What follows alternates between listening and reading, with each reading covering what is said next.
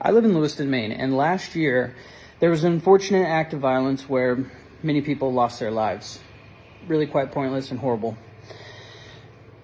Through that, there's been a nonprofit that popped up, and they reached out to me recently letting me know that there was a first annual cornhole tournament that they're going to host to help raise funds for victims' families, scholarships, therapy that people may need, and I thought that was really important to be part of.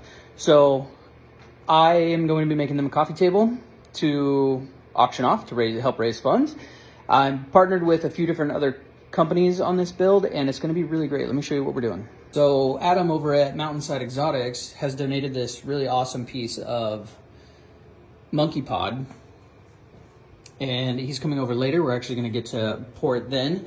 Flowyline has provided us with coffee table legs, which they're absolutely awesome. And Total Boat came through and helped us out with everything that we need on the epoxy end.